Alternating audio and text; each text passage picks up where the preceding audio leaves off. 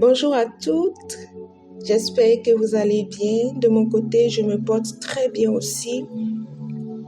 Je suis reconnaissante à Dieu pour les choses extraordinaires qu'il a accomplies dans la vie de toutes les personnes qui sont ici sur cette chaîne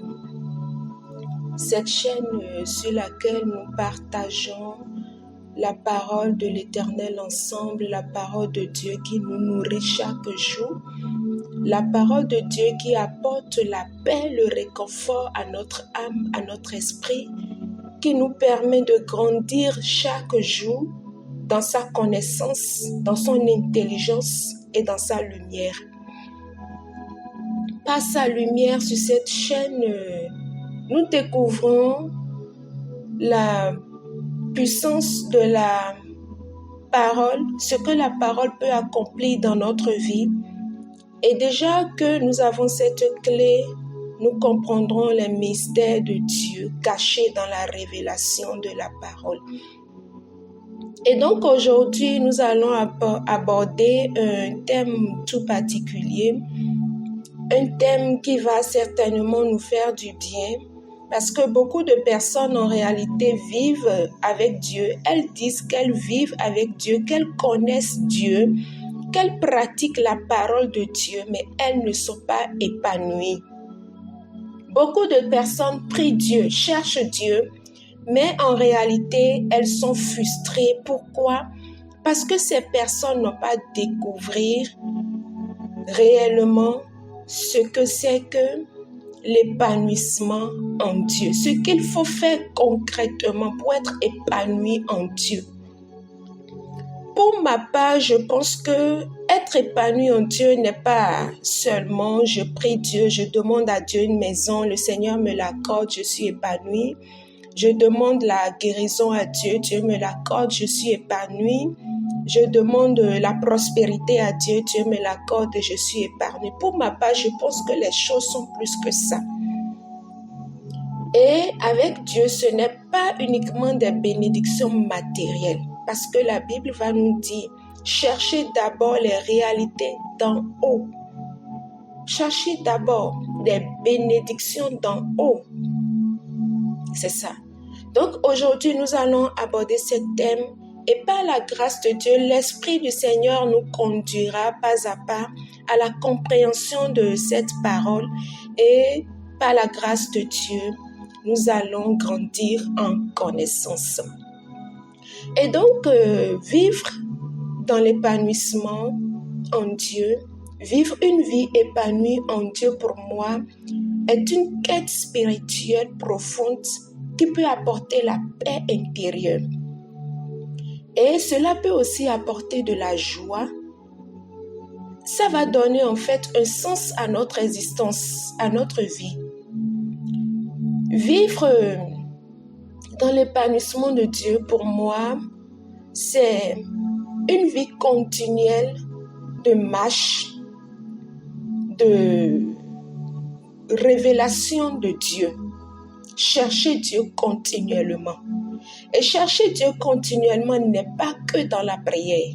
Chercher Dieu continuellement n'est pas seulement aller à l'église, mais il y a des actes concrets.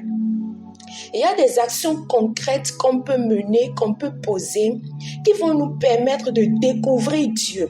Et c'est en découvrant Dieu chaque jour de notre vie, à chaque instant que nous allons vers lui, à chaque instant que nous allons poser ces actes, ces actions, que nous allons vivre une vie épanouie en Dieu. Et ainsi, la frustration ne pourra plus régner en nous. Non, parce que nous ne stagnons pas en Dieu. Toutes les personnes qui stagnent en Dieu sont des personnes qui ne vivent pas l'épanouissement en Dieu.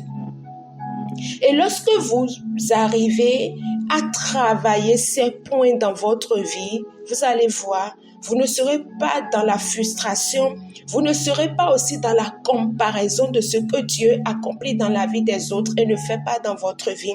Mais vous comprenez tout simplement qu'avec Dieu, vous avez une histoire unique, personnelle à vous, un chemin tout tracé. Votre histoire est toute personnelle avec Dieu. Et vous comprenez tout simplement que Dieu est le maître des temps et des circonstances. Gloire à Dieu. Et la première chose que je peux nous apporter ici dans l'épanouissement en Dieu, c'est notre relation personnelle avec Dieu. Vous savez, on peut tout dire, on peut tout nous dire, mais la base, c'est d'abord la relation avec Dieu. La fondation, c'est d'abord notre relation personnelle avec Dieu. C'est la base, c'est la fondation de notre vie de chrétienté. Notre intimité avec Dieu, notre rencontre personnelle avec Dieu.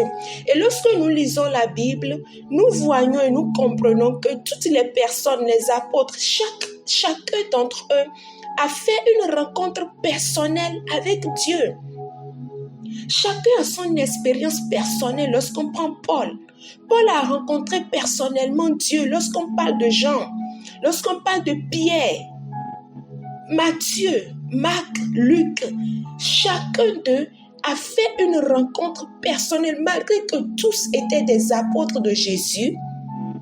Chacun d'eux avait son histoire unique avec Jésus. Et donc, je pense pour ma part que la relation personnelle avec Dieu, elle est primordiale. Elle est la fondation en fait.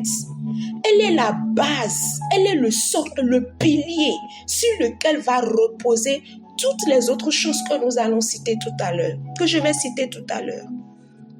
Et donc, je vous exhorte à bâtir votre relation personnelle avec Dieu. Et établir votre relation personnelle avec Dieu demande une connexion personnelle avec Dieu. C'est essentiel. Et cela peut passer par la prière. C'est par la prière. Prier en tout temps et prier sans cesse. C'est par la prière qu'on établit sa relation personnelle avec Dieu. Parce que dans la marche, le Seigneur a des choses à vous dire. Il a des choses à vous confier. Il a des révélations à nous faire. La lumière qu'il doit apporter dans un domaine quelconque de notre vie. Et c'est lui qui va nous conduire dans l'intercession prophétique. Et donc, je pense que la prière est la chose importante. La méditation de la parole, on en parle souvent sur cette chaîne. La méditation quotidienne de la parole, la proclamation de la parole, la lecture de la parole. Vous ne pouvez pas passer une journée sans lire la parole de Dieu. Vous ne pouvez pas passer une journée sans avoir ce contact spirituel avec la parole. Est-ce que nous passons une journée sans manger, à moins que nous prenions des temps de jeûne et de prière? Mais lorsque nous nourrissons notre corps, nous nous faisons du bien. Et notre âme alors, et notre esprit. Nous devons aussi apprendre à nourrir notre esprit. L'âme et l'esprit ont besoin aussi de la nourriture. Parce que l'esprit doit grandir, notre homme-esprit aussi doit grandir. De la même manière que notre homme physique grandit, l'homme spirituel aussi doit grandir. Et là, beaucoup de personnes, lorsque vous les voyez, vont vous dire « j'ai 40 ans ». Mais spirituellement, ce sont des personnes bébés. Ce n'est pas bien pour notre âme. Ce n'est pas bien. Et cela ne peut pas favoriser notre épanouissement en Dieu.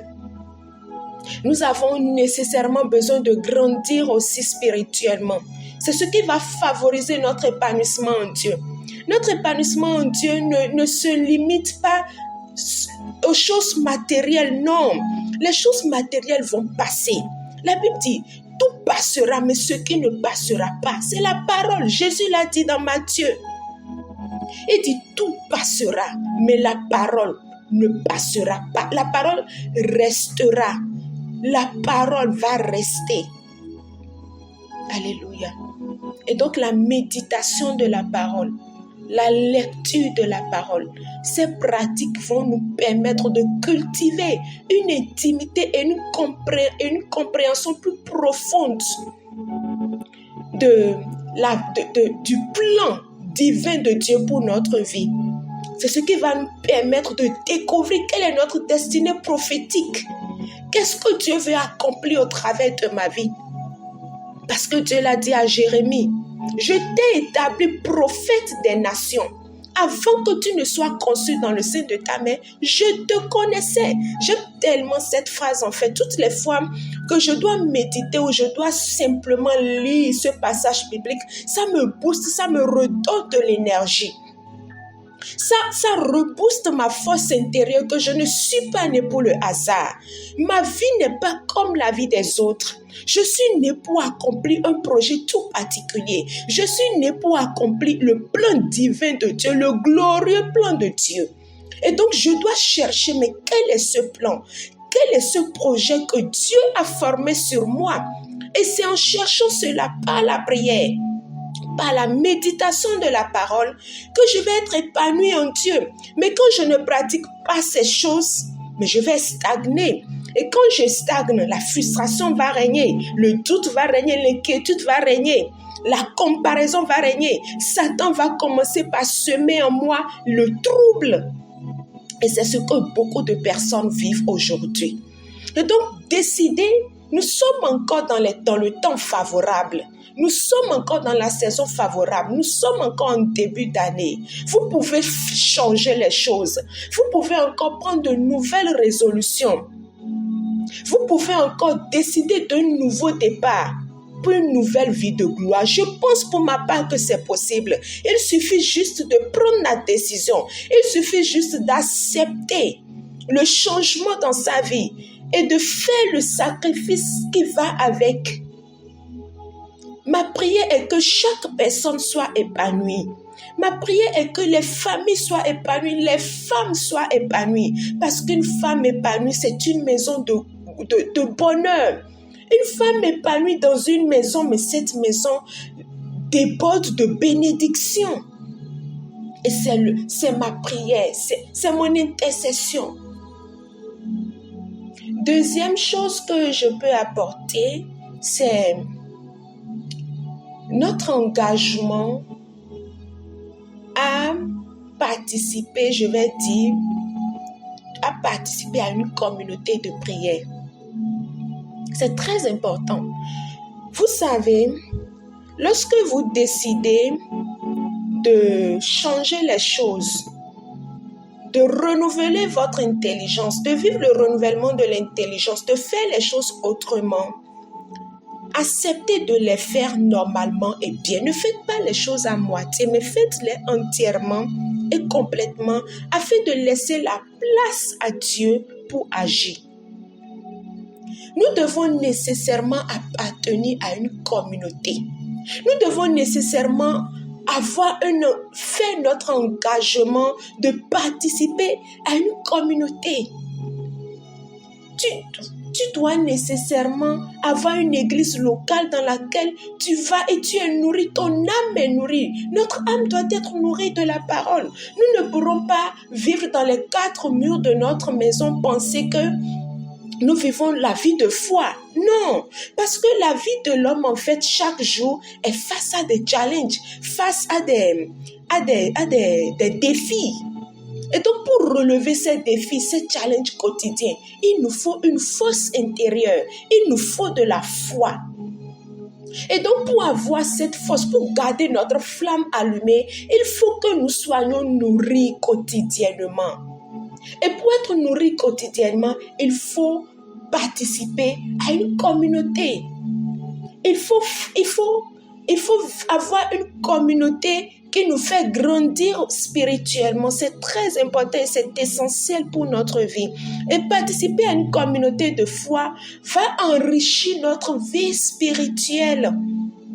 Et ça va nous permettre d'entendre les expériences des autres. Et ça va nous permettre, nous aussi, de construire notre expérience avec Dieu et d'avoir une vie basée sur des principes et des valeurs, en ayant une croyance qui est renforcée. C'est très important pour notre vie. Je nous exhorte, nous tous, à partir d'aujourd'hui, à prendre la résolution de participer, de commencer par fréquenter une église. De commencer par fréquenter une église. Même si nous avons des difficultés à dire les dimanches, je suis fatiguée, non, je vais suivre le culte en ligne. Pour les personnes qui sont en Europe, je comprends très bien cela. Mais lorsque vous décidez de suivre votre culte en ligne, vivez cela comme si vous étiez en présentiel. Si c'est votre ministère et que vous êtes en Europe et que votre ministère n'est pas proche, et que vous décidez de suivre le culte en ligne, mais vivez cela comme si vous êtes en présentiel. C'est ce que moi je vis par exemple. Je peux partager mon expérience avec vous. Avant, moi j'avais pour habitude de suivre les cultes, les prières, tout sur le téléphone. Mais vous remarquez que lorsque vous êtes sur le téléphone, il y a des notifications qui viennent. Des notifications en fait, qui viennent en fait pour vous distraire. Alors j'ai décidé, j'ai pris la résolution cette année. Je ne vais plus suivre le culte sur mon téléphone. Non. Parce que lorsque je décide de suivre le culte, je ferme la porte à toute distraction autour de moi. J'ai quelque chose à recevoir. J'ai quelque chose à recevoir. Et je ne veux pas laisser passer ma bénédiction. Non. Parce que toutes les fois que je décide d'aller dans la maison du Seigneur, la Bible dit, je suis dans la joie lorsqu'on me dit, allons dans la maison de l'Éternel. C'est David qui dit.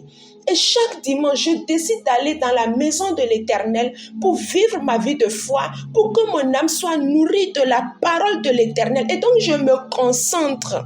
Ce n'est pas lorsque je suis le culte sur mon téléphone ou sur ma télévision, en même temps, je fais la cuisine, je fais le ménage parce que je suis à la maison. Non, ça, c'est une vie de désordre.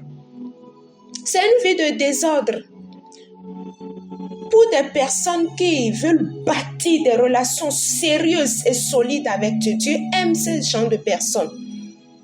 Vous consacrez ce moment uniquement à Dieu, même si vous êtes à la maison et que c'est en ligne.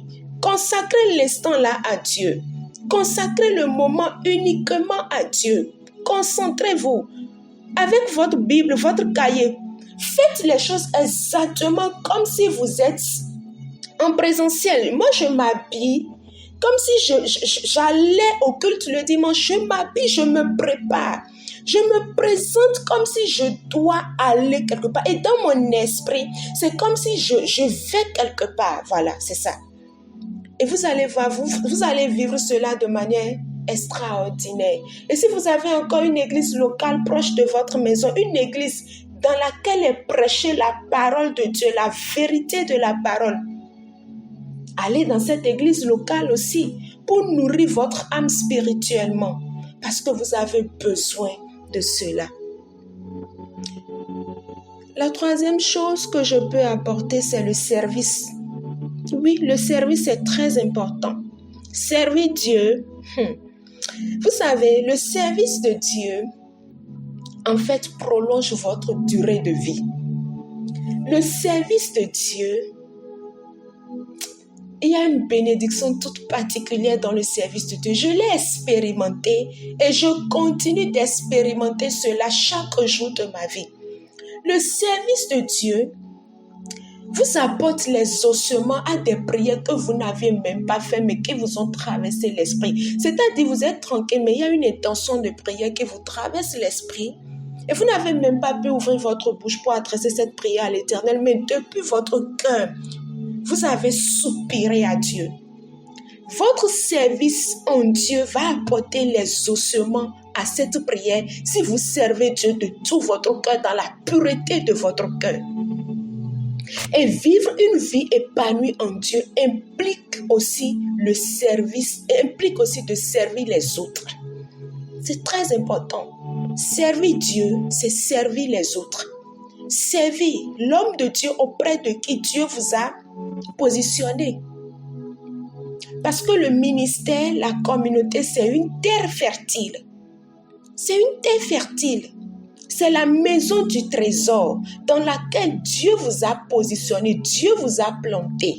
Et donc, dans cette maison, vous servez au pied d'un serviteur de l'Éternel, d'un sacrificateur, d'un prophète, d'un oint de l'Éternel. Et donc, servir Dieu va impliquer maintenant de servir les autres en servant cette personne, en faisant ce que cette personne vous demande. et dans la maison de Dieu en servant les autres. Dans votre service, vous servez les autres aussi comme ça. Que ce ne soit pas des œuvres de charité, du bénévolat, on ne vous paye pas, on n'a pas besoin de vous payer pour le service de Dieu. Non, on n'a pas besoin de vous payer pour ça. Vous décidez de faire du bénévolat pour l'Éternel, pour Dieu. C'est votre décision en fait. Et vous savez ce pourquoi vous le faites. C'est votre alliance avec Dieu. Vous décidez que tous les dimanches, ou bien une fois par semaine, ou bien 2 jours de la semaine, moi dans mon église locale, dans ma communauté, je me donne au service de Dieu. Je vais servir les frères et sœurs. Je vais servir, je vais faire quelque chose. Et c'est mon alliance avec Dieu. Vous allez voir ce que Dieu va faire dans votre vie. C'est mon témoignage. Je l'ai expérimenté et je continue d'expérimenter cela chaque jour de ma vie. Aide, par exemple, il y a tellement de choses que vous pouvez faire dans le service de Dieu. Il y a tellement de choses que vous pouvez faire. Que le Saint-Esprit vous accorde la lumière, la sagesse, la connaissance, la révélation, d'accéder à toutes ces choses pour enfin décoder le prophétique dans votre vie. Pour accéder à votre destinée prophétique, accéder à la bénédiction de Dieu pour votre vie.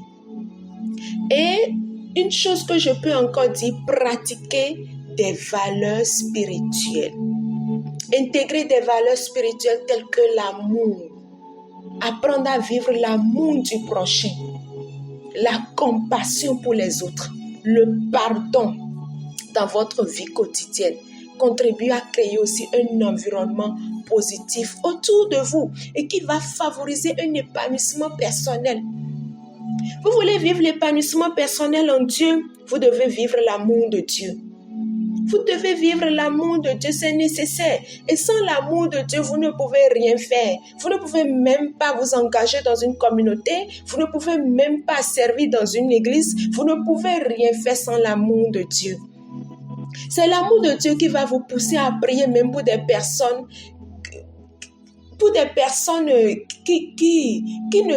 qui ne sont pas en bon terme avec vous, des personnes qui pensent mal de vous ou des personnes qui vous critiquent. C'est l'amour de Dieu qui va vous amener à intercéder pour ces personnes. L'amour de Dieu va vous amener à les comprendre, à comprendre que ces personnes ne savent pas ce qu'elles font.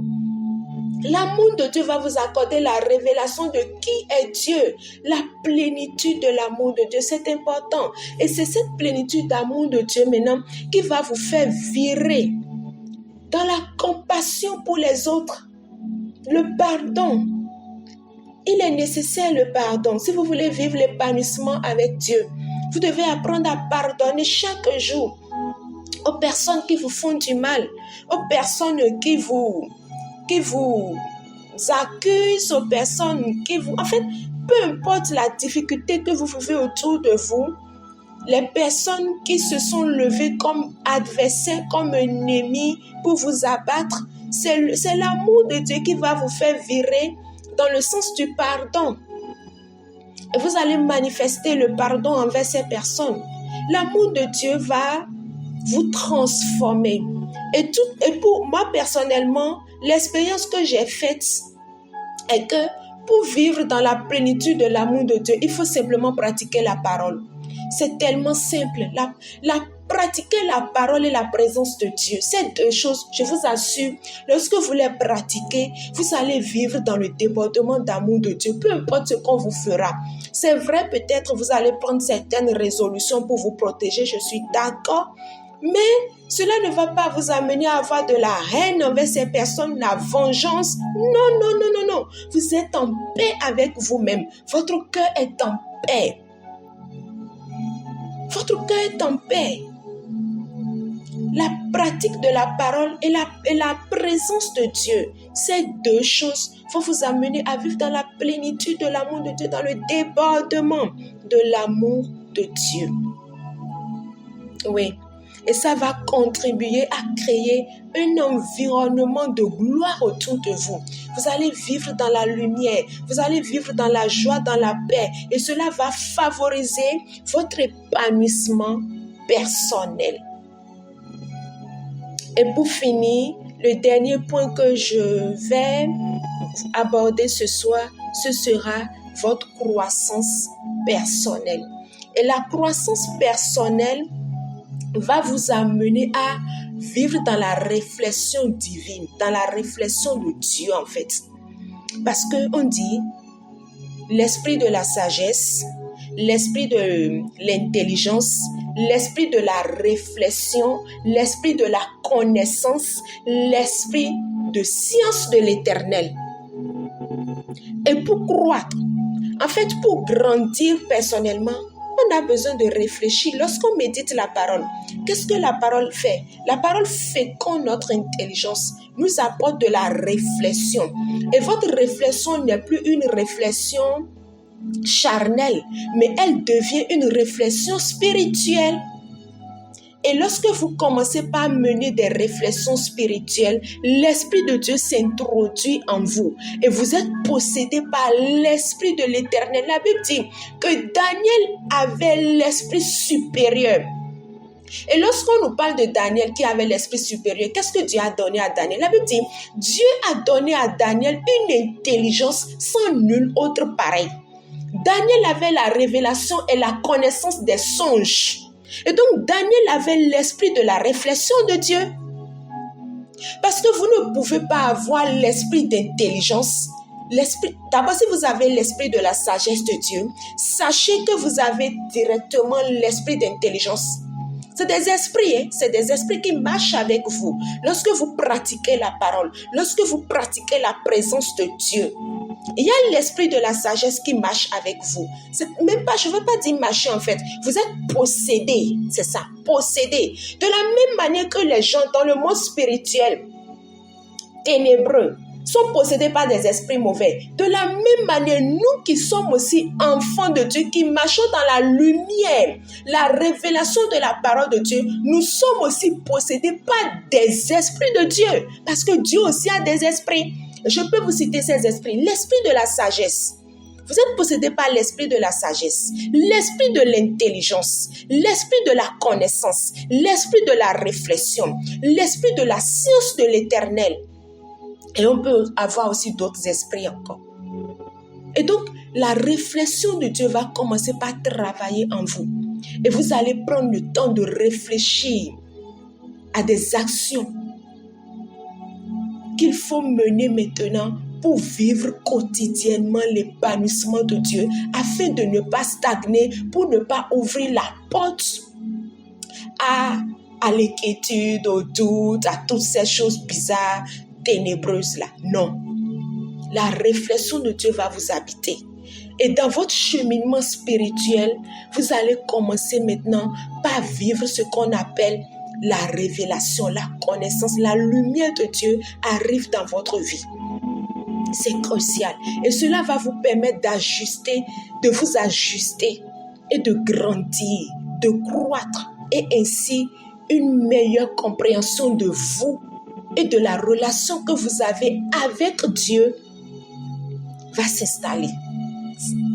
Que Dieu nous accorde la grâce de comprendre ces choses. Que Dieu ouvre notre esprit réellement à comprendre ces choses. Je sais que c'est une grâce de Dieu. C'est une grâce en toute humilité, je le sais. C'est le Seigneur qui fait ça. C'est une grâce de Dieu.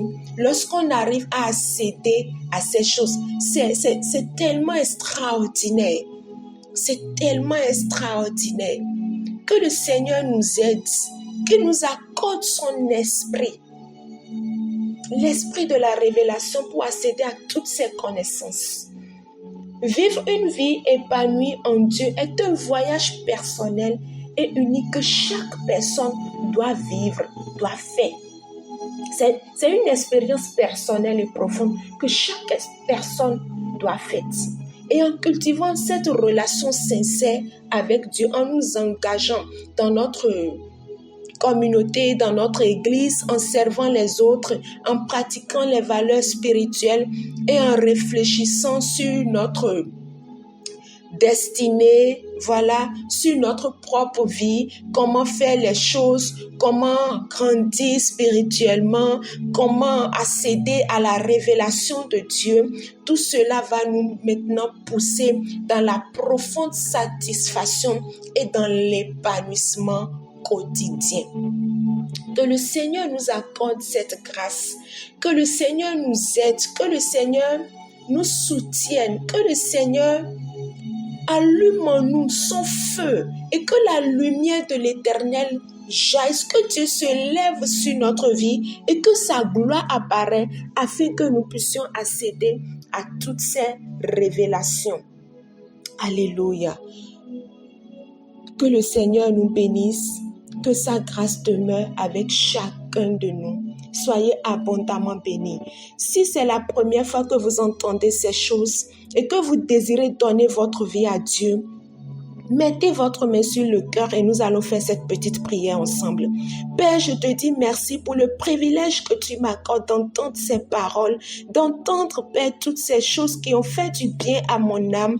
Mon âme se réjouit, mon âme jubile d'allégresse devant ton trône et je décide aujourd'hui de marcher avec toi. Oui, Seigneur, je te donne ma vie, je te livre mon corps, mon âme et mon esprit et je décide à partir d'aujourd'hui de te servir, de marcher selon tes valeurs et tes principes. Oui, Seigneur, je veux le faire, j'ai la volonté de le faire. Que ton esprit m'accorde la force d'y parvenir au nom de Jésus. Amen. Que Dieu vous bénisse.